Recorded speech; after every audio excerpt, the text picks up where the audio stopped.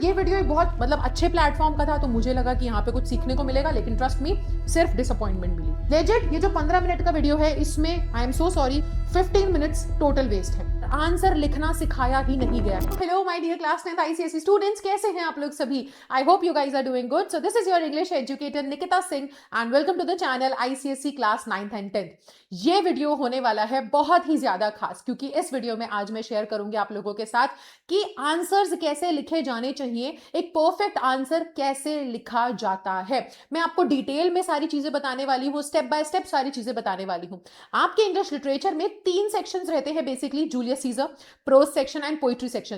तीनों ही सेक्शंस में किस टाइप के क्वेश्चंस आते हैं वो भी डिस्कस करेंगे। हर एक क्वेश्चन को आंसर कैसे करना है वो भी मैं बताऊंगी। टेम्पलेट भी आपके साथ शेयर करने वाली हूं कि जिसका इस्तेमाल करके आप एक परफेक्ट आंसर बना सकते हो, और मैं खुद आपके सामने बताने वाली हूं लिख करके कि आंसर लिखा कैसे जाता है। सो अब समझ रहे हो कि वीडियो कितना ज्यादा इंपॉर्टेंट है। तो इस वीडियो को पूरा जरूर देखना, क्योंकि इस वीडियो के अंदर का एक एक सेकंड, एक एक चीज तुम्हारे लिए बहुत इंपॉर्टेंट है।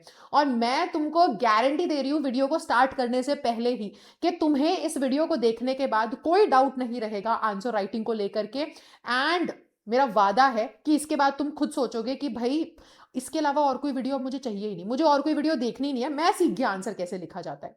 ये तुम्हारे अंदर फीलिंग अपने आप आ जाएगी। तो वीडियो को पूरा जरूर देखना। तो जल्दी से इस वीडियो को शुरू करते हैं, लेकिन शुरू करने से पहले एक छोटी सी प्रॉब्लम है जिसके बारे में मैं आपसे बात करना चाहती हूं। और वो प्रॉब्लम क्या है? देखो, प्रॉब्लम के बारे में डिस्कस करूं उससे पहले ही हाथ जोड़ करके माफी मांगती हूं। मैं किसी भी स्टूडेंट की फीलिंग्स हर्ट नहीं करना चाहती हूं और मैं किसी को डिमीन नहीं करना चाहती हूं, लेकिन एक प्रॉब्लम है। जैसे मार्क एंटनी ने अपनी स्पीच में बोला था ना कि I am a blunt man, and मैं वही बोलता हूं जो दुनिया को पता है। तो मैं भी बस कह रही हूं कि आई एम अ टीचर, और मैं वही बोल रही हूं जो कि आप जानते हो, पहले से जानते हो कि ये एक्चुअल में प्रॉब्लम है। और प्रॉब्लम क्या है? प्रॉब्लम ये है कि देखो, मैंने ना यूट्यूब पे सर्च किया कि क्लास 10th के लिए, आईसीएससी स्टूडेंट्स के लिए इंग्लिश लिटरेचर में आंसर कैसे लिखा जाए। तो मेरे सामने कुछ वीडियोस आ गई। सबसे बड़ी प्रॉब्लम क्या थी? सबसे पहली प्रॉब्लम ये थी कि ज्यादा वीडियोस ही नहीं है आंसर राइटिंग के ऊपर। अधिकतर सीबीएसई के बारे में वीडियोस बनी हुई हैं, लेकिन आईसीएससी के स्टूडेंट्स के लिए ज्यादा लोगों ने वीडियोस नहीं बनाई है। दूसरी प्रॉब्लम क्या थी? दूसरी प्रॉब्लम थी ये, देखो मैंने खुद सर्च किया था इंग्लिश लिटरेचर आंसर राइटिंग, है ना, क्लास 10th आईसीएसई। अब दूसरी प्रॉब्लम क्या थी बेटा? जो दूसरी प्रॉब्लम मुझे यहां पर देखने को मिली है, वो प्रॉब्लम ये थी कि यहां पर नंबर ऑफ वीडियोस आ गई। ठीक है, बहुत सारी वीडियोस आई, लेकिन कोई भी वीडियो काम की नहीं। अब वीडियोस के बाहर ना थंबनेल के अंदर ऐसा क्लेम कर रहे हैं, दावा कर रहे हैं कि मैं आपको आंसर राइटिंग सिखा देंगे, हम सब आपको टेक्निक बताने वाले हैं। लेकिन वीडियो खोल करके आप देखोगे तो आप बोलोगे कि यार ये क्या मेरा वेस्ट ऑफ टाइम है। देखो, इस वाली वीडियो के अंदर क्या है ना कि ये वीडियो 2 साल पहले की है। वीडियो अच्छी है लेकिन रेलेवेंस नहीं है, क्योंकि 2 साल पहले सिलेबस अलग था, आज सिलेबस अलग है, तो बच्चों को वैसे ही कंफ्यूजन हो जा रहा है। इस वीडियो के अंदर कुछ भी नहीं बताया गया है, सिर्फ और सिर्फ बताया गया है कि आपको क्या चीजें ध्यान में रखनी चाहिए आंसर लिखते वक्त। और सबसे ज्यादा मजाक तो इस वीडियो में है। मतलब सीरियसली, वीडियो में लिखा हुआ है आंसर राइटिंग ट्रिक्स, साथ में लिखा है how toppers right answer in exam, secret reveal, लेकिन कोई सीक्रेट रिवील नहीं किया गया है। लेजेंड, ये जो 15 मिनट का वीडियो है, इसमें आई एम सो सॉरी, मैं किसी को डिमीन नहीं करना चाह रही हूं और किसी के, मेरे को स्टूडेंट्स की फीलिंग हर्ट नहीं करने, बट मैं सच बोल रही हूं। आप जाकर के वीडियो देखना चाहो देख लो, 15 मिनट्स टोटल वेस्ट है। कुछ भी नहीं बताया गया है इसके अंदर। ओवरव्यू, एग्जाम्पल, क्लैरिटी, कंक्लूजन, अरे कोई स्ट्रक्चर वगैरह कुछ नहीं बताया गया। बेसिकली बच्चे की प्रॉब्लम क्या है कि यार मुझे आंसर लिखना कैसे है, मुझे वो बताओ। इसके अंदर वीडियोस में बात हो रही है कि पैराग्राफ चेंज करो, ये सबको मालूम है। उसमें बात हो रही है वीडियो के अंदर कि आपके सामने जब आंसर शीट होती है तो इसमें ज्यादा कटिंग नहीं करनी चाहिए। ये तो आप तुम एक्स्ट्रा नॉलेज दे रहे हो, तो तुम कुछ एक्स्ट्रा टिप्स दे रहे हो। तो वीडियो में तो आंसर राइटिंग का दावा किया है ना कि आंसर कैसे लिखना है वो सिखाएंगे, लेकिन किसी भी वीडियो के अंदर आंसर लिखना सिखाया ही नहीं गया है। एंड ये वीडियो एक बहुत अच्छे प्लेटफॉर्म का था, तो मुझे लगा कि यहाँ पे कुछ सीखने को मिलेगा, लेकिन ट्रस्ट मी सिर्फ डिसअपॉइंटमेंट मिली। 15 मिनट मेरे पूरे वेस्ट हुए हैं, कुछ नहीं सीखने को मिला इस वीडियो से। तो ये एक प्रॉब्लम है जो आईसीएससी का स्टूडेंट फेस करता है। सो आज का वीडियो ना इन सभी वीडियो से बहुत अलग होने वाला है। और जैसा मैंने थंबनेल पर लिखा है ना कि आंसर राइटिंग सिखाऊंगी, मैं वही करने वाली हूं कि मैं डिटेल में तुमको आंसर राइटिंग सिखाने वाली हूं। और ये वीडियो मैं इसलिए इस प्रॉब्लम के बारे में बात कर रही थी क्योंकि मैं ये आपको बताना चाहती हूँ कि ये वीडियो एक ऐसा वीडियो है जो कि पूरे यूट्यूब पे तुम्हें मिलेगा ही नहीं। तुम जाकर के खुद यूट्यूब चेक कर लो, आपके सामने है यूट्यूब, आप जाकर के खुद चेक कर लीजिए। आपको पूरे यूट्यूब पे ऐसा वीडियो नहीं मिलेगा जिसमें इतना डिटेल में लिख के सही तरीके से बताया जाए कि आंसर्स लिखे कैसे जाते हैं। सो प्लीज इस वीडियो को पूरा देखना, और अगर अच्छा लगे ना तो मुझे कमेंट सेक्शन में जरूर से बताइएगा, क्योंकि आपका फीडबैक बहुत इंपॉर्टेंट है मेरे लिए। तो आप शुरू करते हैं वीडियो को। देखो, अगर मैं आपको सिखाऊं कि आंसर लिखा कैसे जाता है, उससे पहले बहुत इंपॉर्टेंट है बेटा कि मैं आपको यह बताऊं कि आंसर लिखने के लिए क्या क्या चीजें आपको मालूम होनी चाहिए। देखो, सीधी सी बात है, आंसर को कैसे लिखना है, यही तो प्रॉब्लम है ना, हाउ टू राइट आंसर। तो कैसे लिखना है तो सेकंड स्टेप है, पहले ये तो समझो कि लिखना क्या है। अगर आपको दिमाग में क्वेश्चन पढ़ने के बाद दिमाग में कोई आंसर ही नहीं आपके आ रहा है, तो लिखना क्या लिखना मैटर ही नहीं करता। पहले आपको मालूम तो हो जाना चाहिए कि इस क्वेश्चन का आंसर क्या है, पहले दिमाग में तो आए आंसर, तभी तो उसे लिख के समझा पाओगे। सही बात है। तो इसलिए मैं आप लोगों को सबसे पहले यह समझाती हूं कि आपको चैप्टर्स पढ़ने कैसे होते हैं। राइट, आपका इंग्लिश लिटरेचर का सिलेबस देखो, तो पहले आपके सामने एक तो जूलियस सीजर है, प्रोज सेक्शन है, और दूसरा बेटा आपके सामने पोइट्री सेक्शन है। राइट, ठीक है। अब हमें इसे पढ़ना कैसे है, देखो स्टेप बाय स्टेप मैं आपको समझा देती हूँ। अब अगर आप सिर्फ इतना कर रहे हो ना, एक जनरली जो स्टूडेंट करता है, इंग्लिश की बुक खोली और इंग्लिश में जो भी चीजें लिखी हुई है उसका हिंदी ट्रांसलेशन समझ लिया कि अच्छा इस लाइन का मतलब ये है, उससे क्या हो रहा है? क्या आपसे डायरेक्ट क्वेश्चंस पूछे जा रहे हैं? कॉम्पिटेंसी बेस्ड क्वेश्चंस आते हैं। तुमने अगर पूरी कहानी को हिंदी में समझ भी लिया, तो क्या तुम अभी भी कह सकते हो इतना कॉन्फिडेंस के साथ कि तुम क्वेश्चंस का आंसर कर पाओगे? नहीं कह सकते, क्योंकि क्वेश्चंस डायरेक्ट हैं ही नहीं। तो अब आपको अपने चैप्टर की अंडरस्टैंडिंग थोड़ी डेप्थ में रखनी पड़ेगी। जब तक तुम्हें डीप अंडरस्टैंडिंग नहीं है चैप्टर की, और सही तरीके से चैप्टर को, सही एंगल से चैप्टर को नहीं समझ पाए हो, तो तब तक तो फिर बेटा वो तुम जितना भी चैप्टर की कहानी तुम रट के बैठे हो ना, वो तुम्हारे किसी काम की नहीं आने वाली है। तो सबसे पहले आपको पढ़ना कैसे होगा, देखो तभी मैं बोल रही हूं कि मैं आपको सिर्फ ये नहीं बताऊंगी आंसर कैसे लिखना है, मैं आपको ये समझाऊंगी कि आंसर लिखने के लिए आपके दिमाग में क्या क्या इंफॉर्मेशन होनी चाहिए। जब यहां पे कुछ आएगा तभी तो पेपर पे लिख पाओगे। तो आपको लिखना, आपको पहले चैप्टर्स की अंडरस्टैंडिंग रखनी पड़ेगी। कैसे? आपको प्लॉट या स्टोरी लाइन थरली पता होनी चाहिए, किस एंगल से। हर बच्चा देखो, एक जो टॉपर बच्चा है वो भी चैप्टर पढ़ के जा रहा है, आप भी चैप्टर पढ़ के जा रहे हो, वो भी आंसर लिख रहा है, आप भी लिख रहे हो। फर्क क्या है? उसने चैप्टर को सही तरीके से समझा है, आपने सिर्फ उसका हिंदी मीनिंग समझ लिया कहानी का। तो आपको ना पहले, अगर देखो जूलियस सीजर है तो आपको जूलियस सीजर में हर एक एक्ट में, हर एक सीन का प्लॉट मालूम होना चाहिए कि इस एक्ट के इस सीन में क्या हुआ है। राइट, आपको वो मालूम होनी चाहिए। फिर उसके अलावा आपको उसकी सिग्निफिकेंस मालूम होनी चाहिए। अगर अभी तक इस तरीके से नहीं पढ़ा है तो पढ़ना चालू कर दो, ठीक है, अभी भी टाइम है। आप समझो कि जूलियस सीजर का एक्ट 3 सीन 1 का इंपॉर्टेंस क्या है, उसमें ऐसा क्या इंपॉर्टेंट इवेंट है जो हो रहा है, ठीक है। उसके बाद आपको कैरेक्टर का ध्यान रखना है हर एक सीन के अंदर।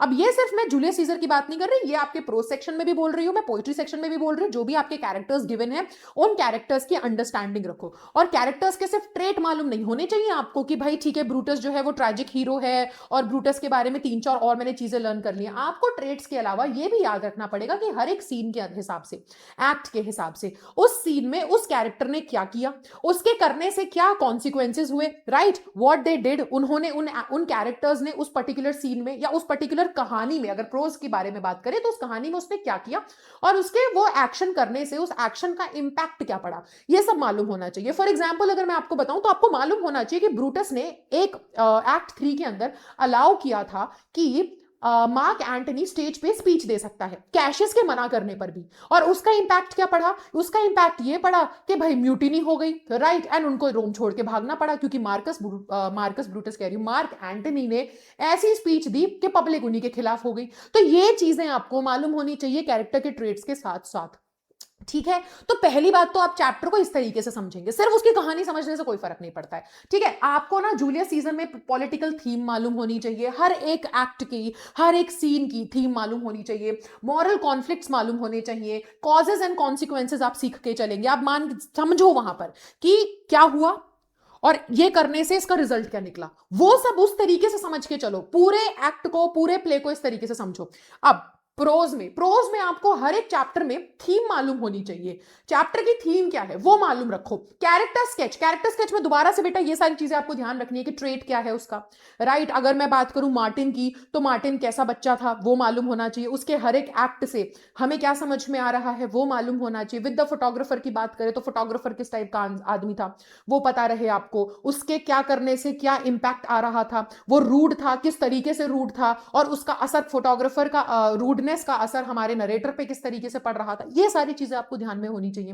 तो इस तरीके से आप चैप्टर पढ़ेंगे। साथ ही साथ आपको चैप्टर में ये भी पता होना चाहिए कि किस तरीके के पोएटिक या लिटरेरी डिवाइसेस यूज हुए हैं चैप्टर में, ठीक है। ये पता है मैं क्यों बोल रही हूँ, क्योंकि डायरेक्ट क्वेश्चन आ जाएगा एग्जाम में। अब तुमने अगर चैप्टर को इस तरीके से पढ़ा ही नहीं है, तुम सिर्फ और सिर्फ कहानी समझ के चले गए कि अच्छा फोटोग्राफर में चैप्टर में ये कहानी हुई थी, हिंदी में कहानी समझ के जा रहे हो, बेटा क्या फर्क पड़ रहा है। तुमसे क्वेश्चन पूछ लेंगे कि उस चैप्टर में सटायर का इस्तेमाल हुआ है, हाईलाइट करो कैसे इस्तेमाल हुआ है। तुम्हें पता ही नहीं सटायर क्या होता है, तुम्हें यही नहीं पता कि कैसे इस्तेमाल हुआ है, तो बच्चा क्या करता है, समरी लिख के आता है। फिर क्या होता है, 4 में से 2 नंबर मिलते हैं और 4 में से 4 नंबर ले जाता है टॉपर।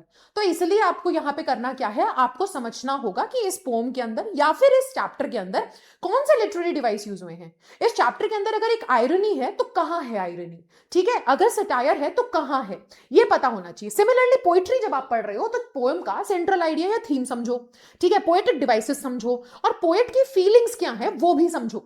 इस तरीके से जब आप पूरे इंग्लिश को पढ़ रहे हो ना, इंग्लिश लिटरेचर को तैयार कर रहे हो, तब जाकर के बेटा आप आंसर लिखने के काबिल बन पाओगे।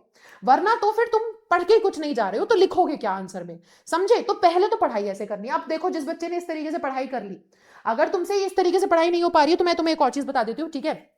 आप लोग ना ये आईसीएससी के जो क्वेश्चन पेपर्स हैं, 40 सैंपल क्वेश्चन पेपर वाली बुक, इसको परचेज कर सकते हो। इसके अंदर ये सारे नोट्स हैं जो मैं आपको बता रही हूँ, सारे नोट्स इसके अंदर गिवन है, सो आप इसको भी परचेज कर सकते हो, ठीक है।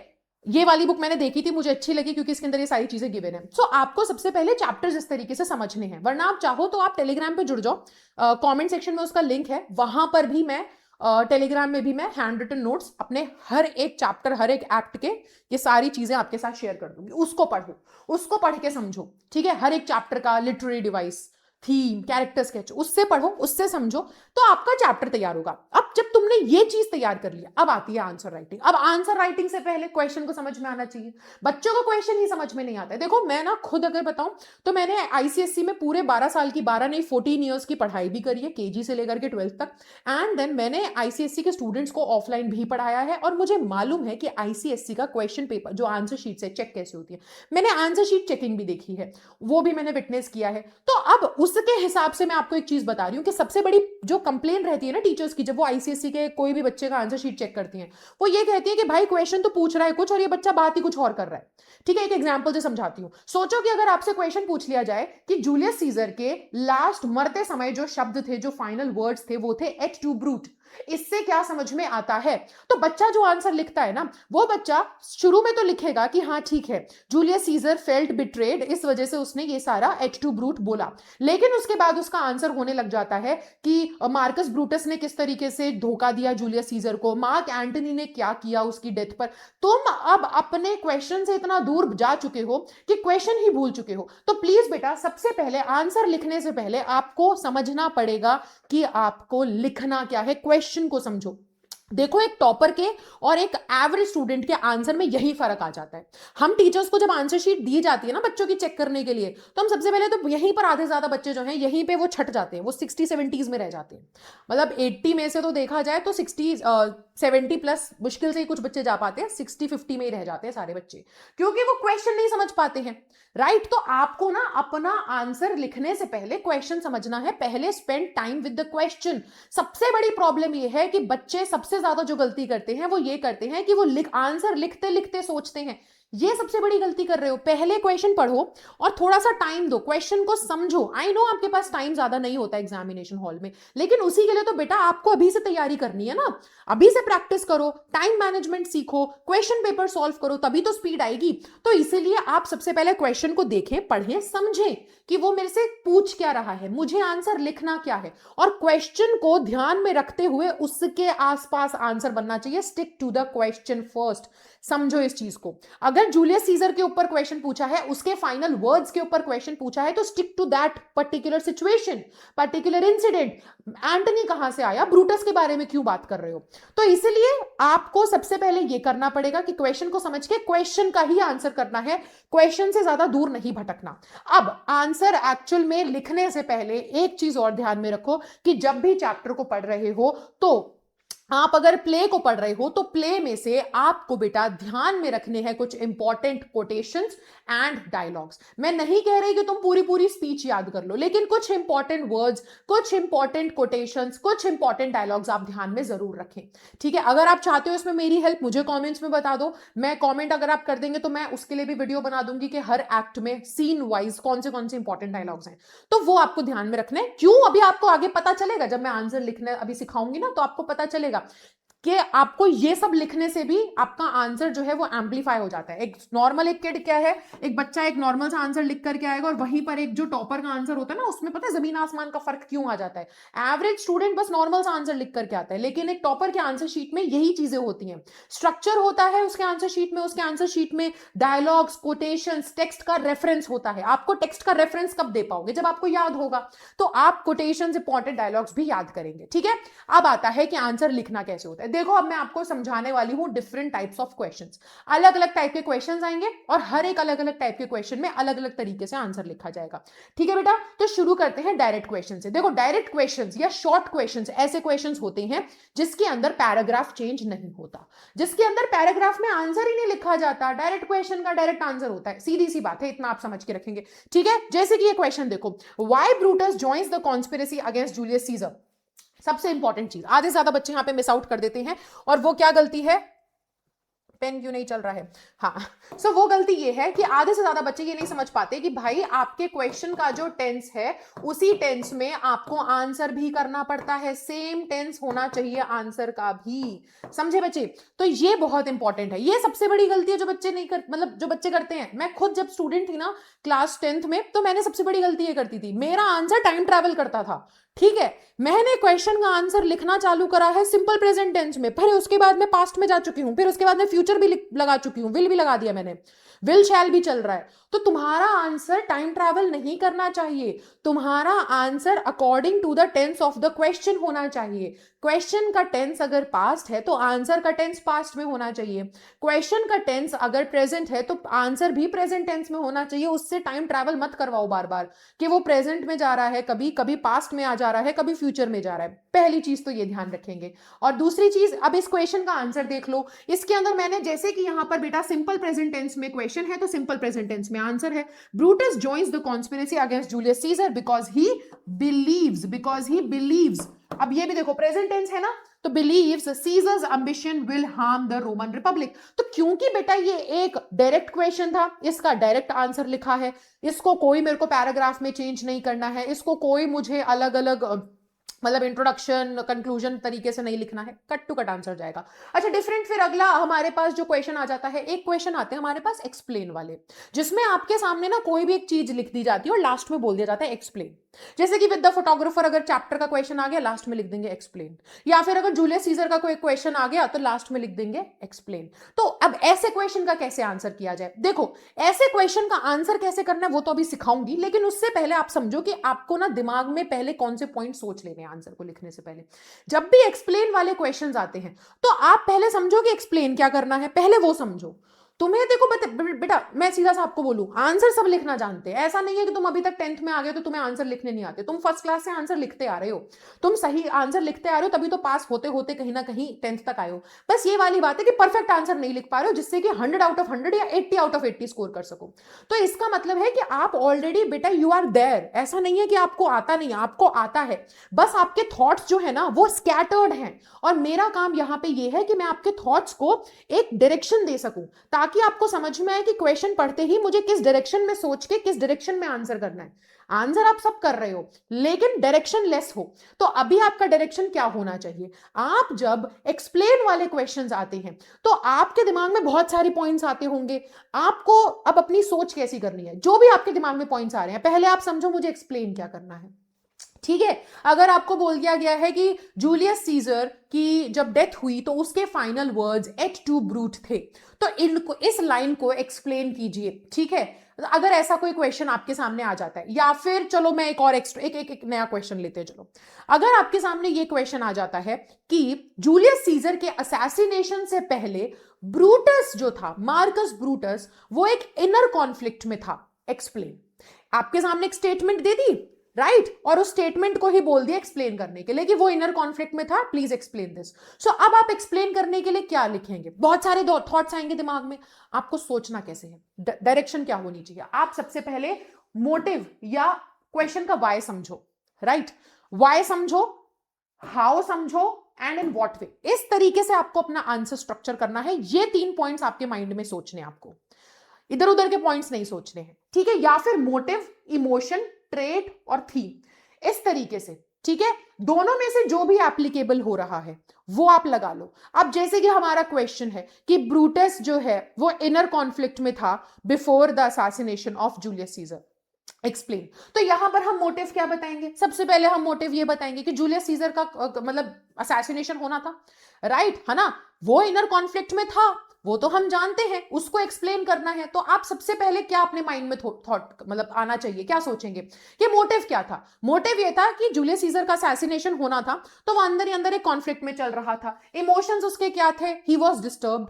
है ना, कॉन्फ्लिक्ट था मन में, तो वो बहुत ही ज्यादा डिस्टर्ब था, ठीक है ना। ट्रेड्स भी अगर हम देखें तो हमें क्या समझ में आ रहा है, या फिर अगर आप यहां देखो वाई, तो वाई में आप क्या आंसर कर सकते हो? पॉइंट्स आपके दिमाग में क्या आने चाहिए before writing the answer? Before writing the answer how you should actually think, right? तो आपके दिमाग में ये आना चाहिए कि भाई वो इनर कॉन्फ्लिक्ट में था। क्यों था इनर कॉन्फ्लिक्ट में? तो आपके दिमाग में आना चाहिए कि क्योंकि जूलियस सीजर उसका एक खास भी था, जूलियस उसे बहुत ज्यादा पसंद भी करता था, तो उसको वो भी चीज थोड़ी लग रही थी कि यार वो मेरा इतना बिलविड है और मैं उसका बिलविड हूं, तो सही होगा या नहीं होगा। देन हाउ, है ना। तो फिर आप यहां पर ये भी सोचोगे कि वो बहुत ही ज्यादा इनर कॉन्फ्लिक्ट में कैसे था? अरे हमें पता चल रहा है ना कि before the night of the assassination, यानी कि आइड्स ऑफ मार्च से एक रात पहले वो अपने ऑर्चर्ड में अकेले घूम रहा था, है कि नहीं? जहां पे ठंड में पोर्शिया भी आकर के बोल के गई थी कि लॉर्ड, माय लॉर्ड, आप ऐसे क्यों यहाँ पे घूम रहे हो, ये सही समय नहीं है, आप बीमार पड़ जाओगे, है ना। तो ये भी हमें समझ में आ रहा है, इन सभी लाइनों से हमें पता चल रहा है कि वो एक्चुअल में इनर कॉन्फ्लिक्ट में था,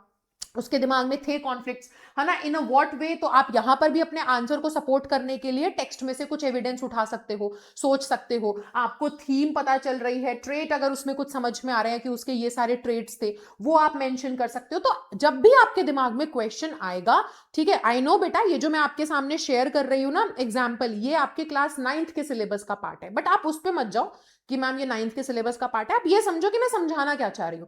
तो यहां पर एक्चुअल में आंसर ऐसे लिखे जाते हैं जो एक्सप्लेन वाले आते हैं, ठीक है, जिसमें बोला जाता है कि ये लाइन है, अब इसी को एक्सप्लेन कर दो।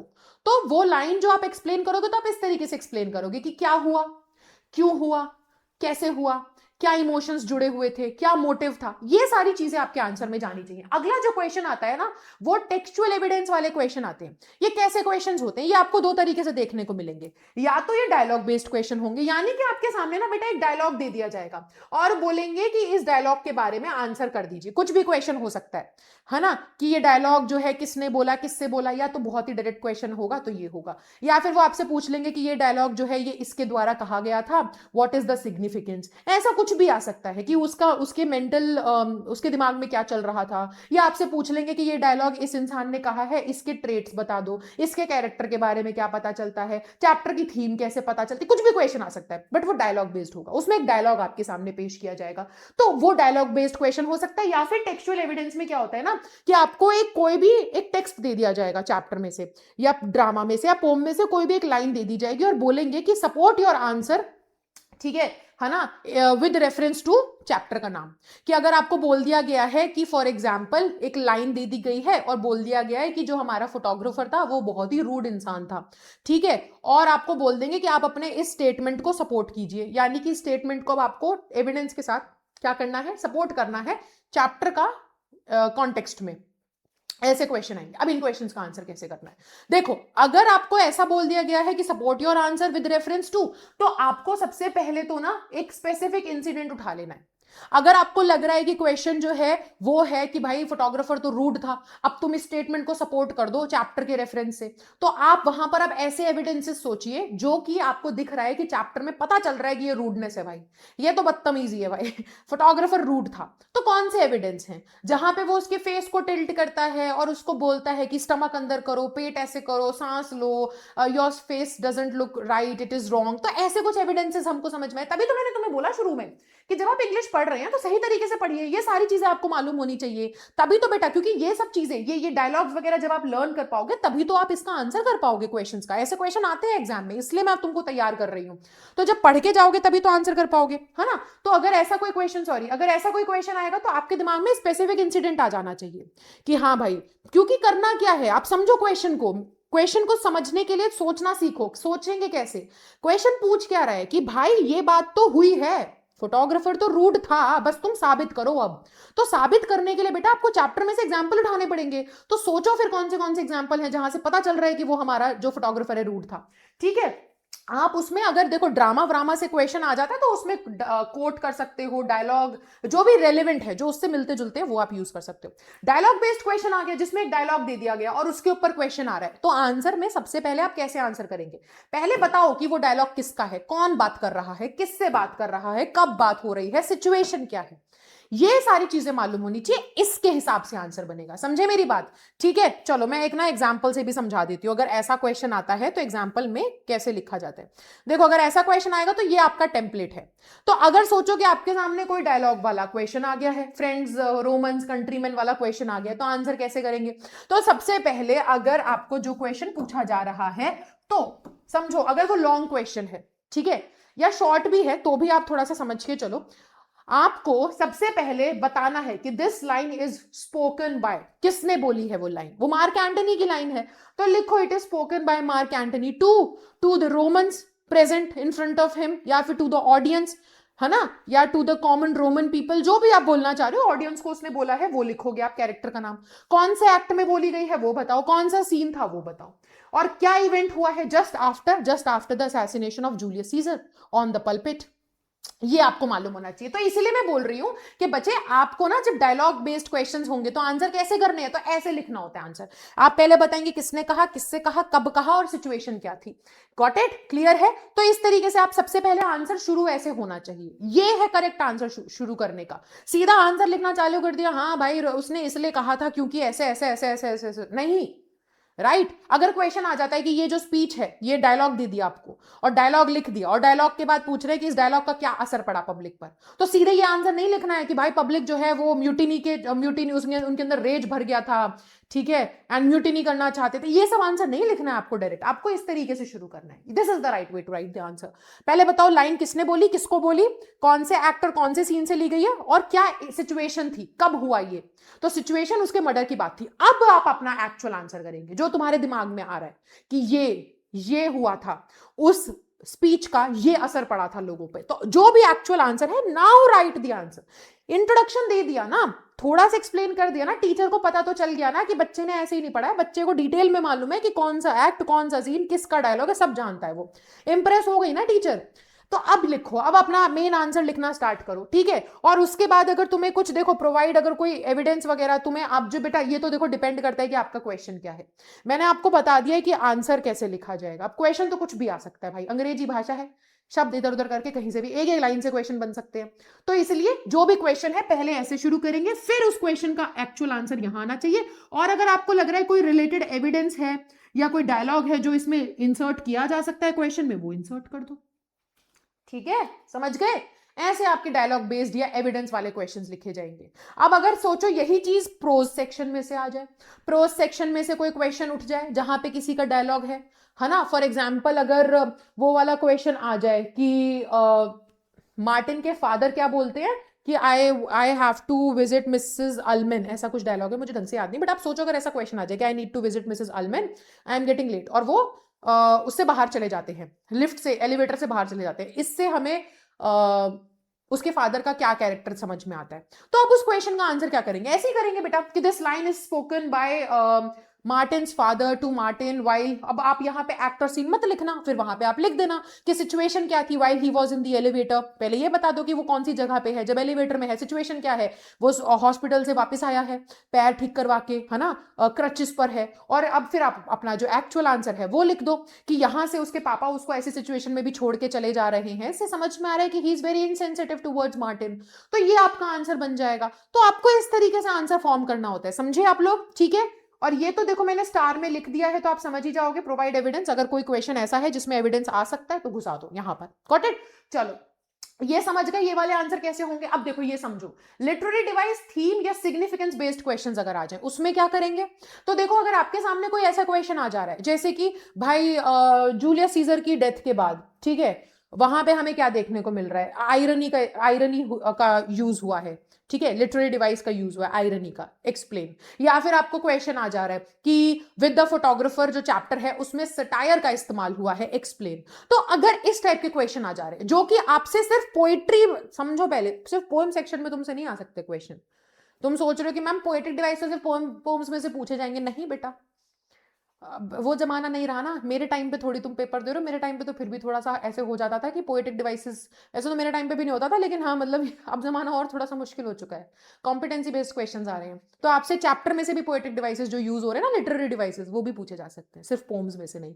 सो अगर चैप्टर में से भी आ गया कि विद द फोटोग्राफर में सटायर का इस्तेमाल हुआ है, कैसे, प्लीज एक्सप्लेन, तो आपको कैसे लिखना होगा। तो पहले तो आप बताएंगे कि डिवाइस जो है वो हाईलाइट कर दो, ठीक है, तो और फिर आप बताओगे कि वो डिवाइस कैसे यूज हुआ है, कहां पे आपको सटायर देखने को मिल रहा है, राइट, वो आप एक्सप्लेन करेंगे। एंड लास्ट में जब आप लिखेंगे तो कंक्लूड करते वक्त क्या करना, क्वेश्चन के साथ ही रिलेट कर देना, ठीक है, कि इस तरीके से इस चैप्टर में इस वाले डिवाइस का, लिटरेरी डिवाइस का राइटर ने इस्तेमाल किया है। थीम बेस्ड क्वेश्चन हुआ तो कि कैसे चैप्टर की थीम हाईलाइट कर रहे हैं हमारे स्टीफन लिकॉक, तो उसमें आप क्या बताएंगे, तो उसमें आपको कुछ नहीं करना है, आप पहले तो थीम लिखो कि भाई ये जो चैप्टर है ये किसने लिखा है, इस चैप्टर के अंदर क्या थीम है, थीम लिख दो, उसको अंडरलाइन कर देना, यही तुम्हारे कीवर्ड्स हैं, उसको अंडरलाइन कर दो। फिर उसको अंडरलाइन करने के बाद अब एक्सप्लेन कर दो कि थीम कैसे यूज हुई है ना चैप्टर के अंदर। वो तो देखो, वो तो पढ़ना पड़ेगा यार, वो तो तुम तभी लिख पाओगे जब पढ़ के जाओगे।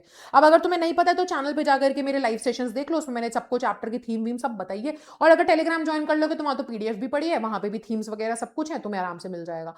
तो वो तुम्हें वहां लिखना है कि चैप्टर की थीम ये है, अंडरलाइन करो, कैसे यूज हुई है चैप्टर में वो एक्सप्लेन करो, और लास्ट में फिर लिंक कर दो दोबारा से, कंक्लूड करते वक्त दोबारा से क्वेश्चन से लिंक कर दो या थीम से लिंक कर दो कि इस तरीके से ये थीम जो है राइटर ने हाईलाइट करी है। सिंपल ऐसे लिखा जाता है, ठीक है। चलो मैं एक ना करके दिखाती हूँ। लॉन्ग क्वेश्चंस देखो, अब इनमें से कोई सा भी क्वेश्चन लॉन्ग फॉर्म में आ सकता है, या तो ये वाला क्वेश्चन लिटरेरी डिवाइस वाला थीम वाला क्वेश्चन लॉन्ग फॉर्म में आ जाएगा, 4 मार्कर, कैसे आंसर करेंगे, या ये वाला क्वेश्चन अगर लॉन्ग फॉर्म में आ गया, टेक्सचुअल वाला या डायलॉग बेस्ड वाला, है ना, या एक्सप्लेन समथिंग वाला, इनमें से कोई भी क्वेश्चन।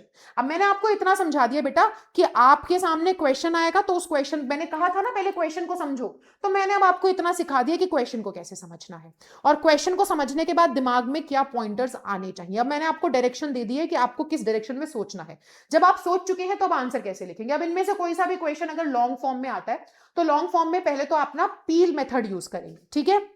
पील मेथड क्या कहता है कि सबसे पहले स्टेट योर मेन आइडिया और पॉइंट क्लियरली। देखो आपका जो लॉन्ग आंसर है वो पैराग्राफ में लिखा जाता है, शॉर्ट आंसर नहीं लिखते हो, लॉन्ग आंसर पैराग्राफ में जाता है और पैराग्राफ चेंज करने पड़ते हैं। पैराग्राफ चेंज नहीं कर रहे हो तो एक क्या मतलब तुम वो लिख करके आ रहे हो क्या मतलब कोई ऐसे वैसे है क्या, कहानी जैसा कुछ, वो बहुत भद्दा लगता है यार। पैराग्राफ चेंज नहीं करोगे तो प्रेजेंटेशन के मार्क्स जाते हैं वहां पर। पैराग्राफ चेंज करो, टीचर्स तुम्हारा बैठ के मजाक उड़ाती है जब आंसर शीट चेक करती है, तो वो बोलती है देखना तो पैराग्राफ ही चेंज नहीं किया, कितना घिचपिच है, कहां से कहां तक पढ़ेंगे इसको, ऐसा बोलते हैं। मैं बैठी हूं ना, मैंने देखा है ना, इसलिए मैं जानती हूँ। पैराग्राफ चेंज करके आना, ठीक है। अब पैराग्राफ कैसे, लॉन्ग आंसर्स जो है कैसे लिखे जाएंगे, first paragraph is the introduction, next paragraph is your body of the answer and last paragraph is the conclusion, right. Introduction कैसे लिखना है वो मैं आपको बताती हूँ, लेकिन मेन प्रॉब्लम क्या है, बॉडी एंड कंक्लूजन की। तो अब मैं आपको बताती हूँ बॉडी एंड कंक्लूजन कैसे लिखा जाएगा। तो बेटा देखो, जब आप आंसर की बॉडी लिखेंगे तो उसमें आप ना जो मेन आइडिया, जो मेन पॉइंट है वो क्लियरली लिखो, यानी कि जो भी क्वेश्चन पूछ रहा है उसका जो भी मेन पॉइंट है, जो भी आपका डायरेक्ट आंसर है वो लिख दो बॉडी में, ठीक है। उसके बाद आप उस पॉइंट को एक्सप्लेन कर दो थोड़ा बहुत, ठीक है वो, और अगर कोई एविडेंस है जो कि रिलेटेड है, जो कि दिए जा सकते हैं, वो एविडेंस दे दो। और कंक्लूजन में क्या करोगे बेटा, वापस से क्वेश्चन के साथ ही लिंक कर दो आंसर को। ये एक तरीका होता है आंसर लिखने का, कैसे लिखते हैं भी बताऊंगी, समझे, दोबारा से रिपीट कर रही हूं। इंट्रोडक्शन कैसे लिखना है वो भी मैं समझाती हूं, लेकिन ये कैसे किया जाएगा, तो सबसे पहले जो भी क्वेश्चन का मेन पॉइंट है, जो भी क्वेश्चन का आंसर है, सबसे पहले वो लिखो। उसको थोड़ा सा एक्सप्लेन कर सकते हो तो वो करो, ई माने एविडेंस दे सकते हो तो वो दो, और एल माने कि लास्ट में कंक्लूड करते वक्त क्वेश्चन के साथ ही लिंक कर दो आंसर को, ठीक है। कैसे, ये देखो यहां पर आपका आंसर कैसे शुरू हो सकता है, ऐसे शुरू कर सकते हैं आंसर को, सॉरी ऐसे शुरू कर सकते हैं, ये लॉन्ग आंसर के लिए है, ये तो मैंने एविडेंस बेस्ड वाले में बताया था, है ना, हाँ ये लॉन्ग आंसर का है 4 मार्कर का। तो इसमें कैसे हो सकता है बेटा, अगर कोई क्वेश्चन आप लिख रहे हैं तो क्वेश्चन का आंसर कैसे लिख सकते हैं, इंट्रोडक्शन कैसे लिखा जाएगा, ऐसे इन, अब जो भी चैप्टर है या जो भी पोम है उसका नाम लिख दो। अब सोचो कि विद द फोटोग्राफर वाला चैप्टर है, तो विद द फोटोग्राफर वाला चैप्टर है तो उसके चैप्टर का क्वेश्चन आया है, तो इंट्रोडक्शन कैसे लिखूंगी मैं, तो ये आपका इंट्रोडक्शन पार्ट है कि इन the chapter with the photographer, ये लिख दिया मैंने, द ऑथर या द पोएट, पोयम है तो पोएट, ऑथर, और चैप्टर है प्रोज है तो ऑथर, उसका नाम लिख दो। इसलिए मैं बोलती हूँ कि ऑथर के नाम याद करके जाओ। तो आपने इंट्रोडक्शन में पहले बता दिया कि ये चैप्टर विद द फोटोग्राफर में, जो कि ऑथर किसने, स्टीफन लिकॉक ने लिखा है, एक्सप्लोर्स द थीम ऑफ, ये किस थीम के बारे में बात करता है वो एक लाइन में लिख दो। ठीक है, विद द फोटोग्राफर में क्या थीम है, सोसाइटीज ऑब्सेशन विद परफेक्शन, ये आपने लिख दिया। अब उसके बाद अब यहां पे ये इंट्रोडक्शन है, जैसे कि मैंने बताया ना कि इंट्रोडक्शन देना है तो कैसे देंगे, तो ये हो गया आपका इंट्रोडक्शन, स्टार्टिंग की 2 लाइनें, 2 लाइनों में आ जाएगा, 2 लाइनों में इंट्रोडक्शन लिख दिया। अब आपको क्या करना है, अब आपको क्वेश्चन का आंसर लिखना है पील मेथड का इस्तेमाल करके। जो भी आपका क्वेश्चन है डायरेक्ट यहां पे मेंशन कर दो कि answer the question, refer to an incident quote, जो भी क्वेश्चन का आंसर है। ठीक है, क्वेश्चन कुछ भी आ सकता है, इसलिए मैंने वो पहले से नहीं लिखा है, तो मुझे थोड़ी पता है कि यही क्वेश्चन होगा, है ना। तो भाई जो भी क्वेश्चन आता है शुरू वैसे करेंगे और फिर आंसर जो करना है आपको, ठीक है। तो वो आंसर अब उसके बाद नेक्स्ट पैराग्राफ में शुरू होगा। ये हो गया इंट्रोडक्शन पैराग्राफ, पैराग्राफ चेंज करो, अब जो भी क्वेश्चन है उसका आंसर लिख दो, है ना। अब इसी के अंदर आपको क्या करना है, एक्सप्लेन करना है कि नहीं। मेन क्वेश्चन का आंसर लिख दो, उसी आंसर को थोड़ा सा एक्सप्लेन कर दो, एविडेंस है तो एविडेंस दे दो। तो वही आपको करना है बेटा, यहां पर एक्सप्लेन कर दो क्या हुआ, कब हुआ, अगर कोई लिटरेरी डिवाइस इस्तेमाल हो रहा है, पोयम है या कुछ है तो वो लिख दो, और कंक्लूजन में वापस से क्वेश्चन के साथ लिंक कर दो या चीजों को समराइज कर दो। बस ऐसे लिखा जाता है आंसर, समझ गए। ठीक है, क्लियर है। एग्जाम्पल से और समझाती हूँ, अच्छे से क्लियर होगा। देखो क्वेश्चन है, what is the significance of Caesar's final words et tu Brute then fall Caesar. 4 marks का आ जाए कि भाई सीजर के आखिरी शब्द क्या थे, एट टू ब्रूट और देन फॉल सीजर। तो इसके सिग्निफिकेंस क्या है, इसकी इंपॉर्टेंस क्या है, आंसर कैसे लिखा जाएगा। बेटा please pay attention to the first 2 lines, these are the introductory lines. ठीक है, अगर ये मेरा 4 मार्कर क्वेश्चन है, इस क्वेश्चन का मैं आंसर लिख रही हूं, तो ये सबसे स्टार्टिंग की जो लाइन है ये मेरी इंट्रोडक्शन लाइन है, लॉन्ग क्वेश्चन है ये।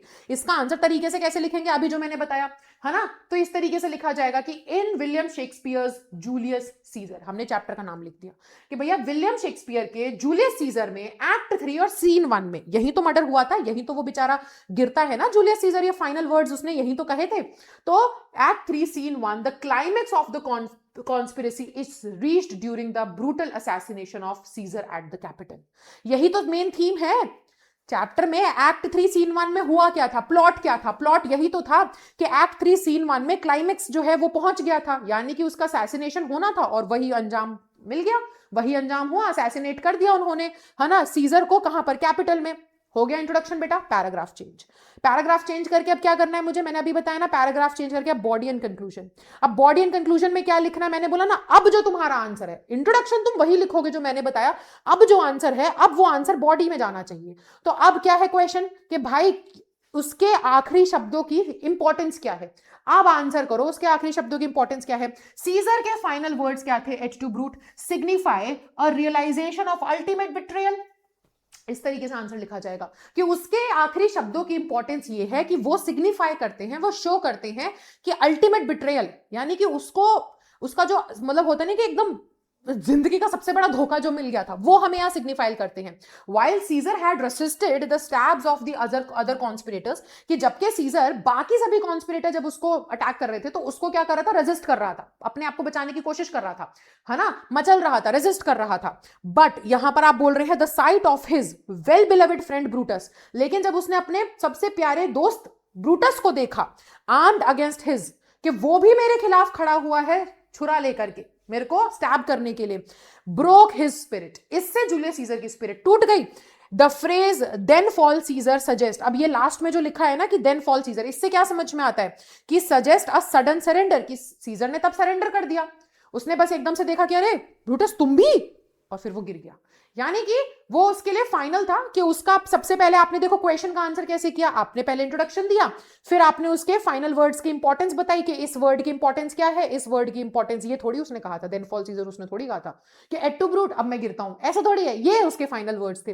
तो ये फाइनल वर्ड्स के आपने यहाँ पे इंपॉर्टेंस बताई कि ये अल्टीमेट बिट्रेयल को शो करते हैं, और ये लाइन से हमें क्या समझ में आता है जो शेक्सपियर ने लिखी है कि उसके बाद फिर सीजर गिर गया, तो इस लाइन से हमें ये समझ में आता है कि भाई उसके बाद उसने कोई स्ट्रगल नहीं किया, बस उसका ये था कि तुम भी, और लो आई एक्सेप्ट डेथ, कि अब इतने बड़े धोखे के बाद मैं और कुछ नहीं देखना चाहता। तो यही आप लिखोगे कि Caesar chooses to die because the bond of friendship, कि इन लाइनों से हमें समझ में आता है, इंपॉर्टेंस आप बता रहे हो कि इन लाइनों से ये समझ में आता है कि भाई उसने अपनी bond of friendship which he valued above political suspicion, जिसको उसने बहुत इंपॉर्टेंस दी थी सीजर ने उस दोस्ती को, है ना। ये मोमेंट हाईलाइट करता है ट्रैजिक आयरनी ब्रूटस के नोबल इंटेंशन की। तो आपको जितना भी यहां पर बेटा, ठीक है, आपको यहां पर अगर समझ में आ रहा है, पढ़ के गए हो, आपको पता है कि यहाँ लिटरेरी डिवाइस भी है, आयरनी भी है कहीं ना कहीं, तो आपने वो भी मेंशन कर दी। आपने क्वेश्चन का जो आंसर करना था वो भी कर दिया। तो ये देखो आंसर कितना, ये होगा आंसर जिसको 4 में से 4 मिलेंगे, क्योंकि इसमें इंट्रोडक्शन है, इसमें जो आंसर क्वेश्चन पूछा गया है उसके बाद आपने उस क्वेश्चन का कट टू कट आंसर भी दिया है ना। जैसे कि मैंने यहां पर बताया कि क्वेश्चन का आंसर दो, थोड़ा सा पॉइंट से लॉजिकल पॉइंट से आप एक्सप्लेन कर दो, और एविडेंस है तो एविडेंस दे दो। तो यहां पर बेटा हमें कुछ एविडेंस दिख रहा है तो एविडेंस दे दिया कि हाँ वो वैल्यू करता था पॉलिटिकल सिस्टम को, सस्पिशन को, है ना। मतलब दोस्त पे शक नहीं करा उसने उस पे इतना अंधा भरोसा किया और उसी दोस्त ने उसको धोखा दिया। तो ये सब हमें समझ में आ रहा है, और यहां से हमें ब्रूटस का वो जो ट्रैजिक आयरनी है वो भी पता चल रही है। और लास्ट में कंक्लूजन देखो, लास्ट में हमने कंक्लूड कर दिया, यानी कि बेसिकली लास्ट में कंक्लूजन में या तो क्वेश्चन से लिंक कर दो या फिर आप डायरेक्टली समराइज कर दो। तो हमने क्या बोला, दस दीज वर्ड्स, है ना। लास्ट में क्या है, क्वेश्चन ने ये बोला था ना कि इसकी इंपॉर्टेंस क्या है, तो हमने लास्ट में समराइज कर दिया, क्वेश्चन से ही लिंक कर दिया कि तो इसी वजह से ये जो आखिरी शब्द हैं ये मार्क करते हैं ट्रांजिशन किसका, सीजर द माइटी से सीजर द फॉलन का। यानी कि इन लास्ट शब्दों से समझ में आता है कि इससे पहले तो सीजर इतना पावरफुल जनरल था और इसके बाद अब सीजर वही वो इंसान बन गया जो कि मतलब एक घोस्ट बन जाता है ना, उसको कुछ वैल्यू नहीं रह जाती। तो ये आंसर आपका बन जाएगा। देखो एक और क्वेश्चन करके दिखाती हूँ प्रोज सेक्शन में से। सो अगर आपके सामने ये वाला क्वेश्चन आता है, इस क्वेश्चन को देखेंगे, how does Stephen Leacock use humour and satire to describe the photographer's behaviour. अब ये 4 मार्क्स का क्वेश्चन आ जाता है, तो इसका आंसर कैसे किया जाएगा कि किस तरीके से स्टीफन लीकॉक राइटर ने ह्यूमर एंड सटायर का इस्तेमाल किया है फोटोग्राफर के बिहेवियर को दिखाने में। तो आप सबसे पहले देखो, है ना, इसके पहले 2 पैराग्राफ, इसके फर्स्ट पैराग्राफ को देखो, ये आपका इंट्रोडक्शन है। In his short story with the photographer Stephen Leacock, या तो सिंपल ऐसे लिखो है जैसे मैंने बताया कि इन द चैप्टर या in the short story with the photographer the author Stephen Leacock, है ना, टॉक्स अबाउट या एक्सप्लोर्स द थीम ऑफ, जो भी आपको समझ में आ रहा है आप वैसे लिखेंगे, वो आपका इंट्रोडक्शन होगा। मैंने थोड़ा सा अलग करके लिखा है, but that is also correct. So employees a sharp satire, वो यहां पर क्या कर रहे हैं, एक सटायर का इस्तेमाल कर रहे हैं to show how photographer cares more about the perfect photograph than the perfect, लिखा है मैंने सिर्फ, सॉरी, हाँ, परफेक्ट फोटोग्राफ, ये मेरे से मिस हो गया, हाँ। तो यहाँ पे वो सटायर का इस्तेमाल कर रहे हैं ये दिखाने के लिए कि कैसे फोटोग्राफर जो है वो परफेक्ट फोटोग्राफ को ज्यादा वैल्यू कर रहा है रादर देन ऑथर के इमोशंस को, है ना। ह्यूमन इमोशंस को तुम वैल्यू करो, फोटो के परफेक्शन के पीछे पड़े हो। अब यहां पर आपने पहले इंट्रोडक्शन दे दिया, और ये इंट्रोडक्शन देने के बाद अब बेटा आपका जो आंसर बनेगा वो यहां से अब आप आंसर बनाएंगे। सो देखो इस आंसर को, the photographer's behaviour is funny because he treats narrator's face like a broken machine, है ना। कैसे ह्यूमर का इस्तेमाल करते हुए वो यहां पर कमेंट कर रहे हैं फोटोग्राफर के इमोशंस के ऊपर। तो अब आप बता दो कि फोटोग्राफर जो है वो बहुत ही अजीब बिहेव कर रहा था, वो नरेटर के फेस को एक टूटी हुई मशीन की तरह एक्ट मतलब ट्रीट कर रहा था, है ना, जिससे वो सेटिस्फाई ही नहीं हो पा रहा था, राइट। वो नरेटर के नेचुरल लुक से भी सेटिस्फाई नहीं था। He crawls into the machine, photographer machine के पीछे चला जाता है, hides under a black cloth and complain, और कंप्लेन करता है ना कि narrator's face is wrong. He even tries to physically fix it, वो उसे टेढ़ा मेढ़ा करने की भी कोशिश करता है। ह्यूमर कहां से आता है बेटा, ह्यूमर कम्स फ्रॉम एग्जैजरेशन। आपसे बोला गया ना क्वेश्चन में कि ह्यूमर एंड सटायर कैसे यूज किया है, देखो लिखा है, तो आप यही बताओगे कि ह्यूमर कैसे यूज हो रहा है, तो आप वो भी बता दो। देखो ये एविडेंस यूज कर सकते हो आप यहां से, आपको पता होना चाहिए कि चैप्टर में कौन सा ऐसा पार्ट है जो कि मैं यूज कर सकता हूं इस क्वेश्चन के अंदर प्रूफ करने में कि भाई ह्यूमर का इस्तेमाल करा है राइटर ने फोटोग्राफर के बिहेवियर को दिखाने के लिए। तो आप यहां पे लिख सकते हो कि ह्यूमर आता है एग्जैजरेशन से, फोटोग्राफर ऐसे एक्ट कर रहा है जैसे कि वो साइंटिस्ट है, उसे ज्यादा पता है ना, इन चीजों के बारे में, नेचर के बारे में, लुक्स के बारे में उसे ज्यादा नॉलेज है। तो ये this is a satire on how people use technology to hide the truth and create a fake version of beauty. अब ये आपने पूरा लिखा, देखो स्टार्टिंग के 2 लाइनें मेरा इंट्रोडक्शन, ये मेरी जो बीच का पैराग्राफ है ये बॉडी, और लास्ट में कंक्लूजन में इन दी एंड नरेटर जो है वो शो करते हैं फोटोग्राफर को कि भाई तुम जो ढूंढ रहे हो ना परफेक्ट फोटो को, वो एक्चुअली क्या है, इंसल्ट है रियल इमोशन के लिए या रियल पीपल को। तो ये आपने इस तरीके से लास्ट में एंड कर दिया, एक कंक्लूजन दे दिया, राइट, या चैप्टर की जो एंडिंग थी वही बता दी। तो ये आपका आंसर बनता है बेटा, इस तरीके से बेसिकली एक आंसर लिखा जाता है। लेट मी, हाँ ठीक है, इस तरीके से एक आंसर जो है वो लिखा जाता है। तो ये होता है एक्चुअल में आंसर्स कैसे लिखे जाने चाहिए। This is the complete I would say technique on how to write answers. मैं कुछ डूज एंड डोंट्स भी बता देती हूँ आप लोगों को। तो बेटा जब आप आंसर लिख रहे हो, अब मैंने आपको सिखा तो दिया है आंसर कैसे लिखना है, लेकिन प्लीज इस वीडियो को देख करके ना कुछ ज्यादा ही ऐसे मत सोच बैठना कि अरे अब तो वीडियो देख लिया मैंने, अब मुझे किसी चीज की जरूरत ही नहीं है, अब सीधा भाई तुम्हारा आंसर शीट में ही लिखेगा। ठीक है, तो वहां पर मैं बता रही हूं नंबर कटने के चांसेस है, मिलने के नहीं है। टाइम है, अभी समय है, वीडियो देख लिया है, प्रैक्टिस कर लो।